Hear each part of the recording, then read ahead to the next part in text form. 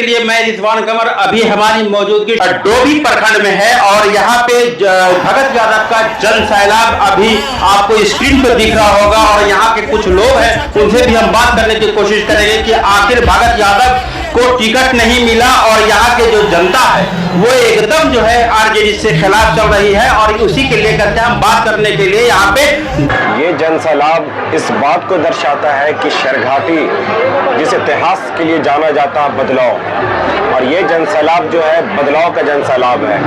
और ये युवाओं की जो बड़ी आबादी एग्जिस्ट करती है हमारे शरघाटी में, वो लोग चाह रहे हैं कि बदलाव हो और उसकी सबसे बड़ी वजह है बेरोजगारी, उसकी सबसे बड़ी वजह है पलायन, उसके सबसे बड़ी वजह है शिक्षा दर में कमी आना।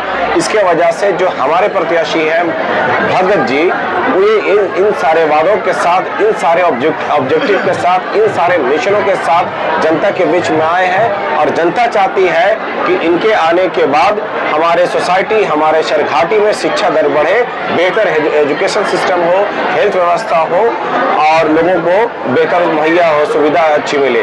हम बात करते हैं कि शरघाटी में लंबे समय से SMSD कॉलेज एक बड़ा कॉलेज है शरघाटी अनुमंडल में, लेकिन यहाँ पे BEd कोर्सेज की कमी होने की वजह से प्राइवेट कॉलेजों में हमारी जो जनता है, हमारे जो लोग हैं, वो उतनी बड़ी फीस को अफोर्ड नहीं कर पाने की वजह से नहीं एडमिशन हो पाता है। तो हमारा संघर्ष ये रहेगा कि हम शरघाटी SMSD कॉलेज में या और विभिन्न कॉलेज में, सरकारी कॉलेजों में BEd कोर्सेज लाएंगे। PG कोर्सेज की अवेलेबल लंबे समय से संघर्षों की लड़ाई चल रही है PG के लिए, पोस्ट ग्रेजुएशन की, जिसकी वजह नहीं होने की वजह से नजदीक में ड्रॉप आउट जो रेशियो है गया डिस्ट्रिक्ट का वो बढ़ रहा है। तो ये हमारा मिशन है। हम बात कर रहे हैं आपको पंचायती व्यवस्था में आपको लाइब्रेरी सिस्टम खुलाने की, दूर दराज से लोग आने के लिए उनको बेहतर किताब मुहैया कराने की लाइब्रेरी में, जो अभी तक मुझे याद है कि 1853 ईस्वी में गया में एक ब्रिटिश लाइब्रेरी खुली थी, वो आज एग्जिस्ट करती है और चल रही है।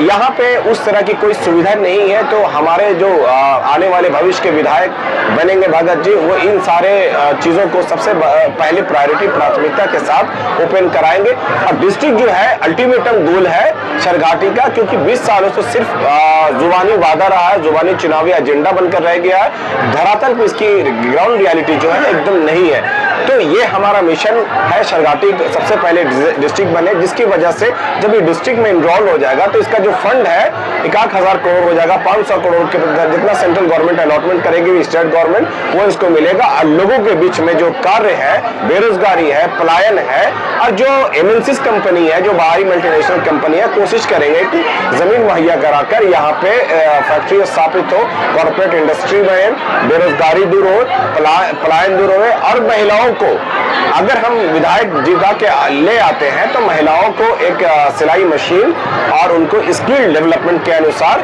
उनको ट्रेनिंग दिया जाएगा, सिलाई का, पढ़ाई का और जो कारपेंटर का, ताकि वो जो है सशक्त बन सके। हमारा मेन फोकस है महिलाओं का सशक्तिकरण भी, एजुकेशनलिस्ट बनाने की, क्योंकि बहुत सारे ऐसे बच्चे हैं जो एजुकेशन से इतनी दूर हो चुके क्योंकि उनको सही गाइडेंस नहीं मिला, सही एजुकेशन प्लेटफॉर्म नहीं मिला। वो सारा हमारा प्रायोरिटी लिस्ट में है और हम इसको सबसे बड़ा दूर करना चाहते हैं। टॉर्च क्यों मिला? भगवान की देन देखिए, समझिए इस बात की नियति का नियम को समझिए।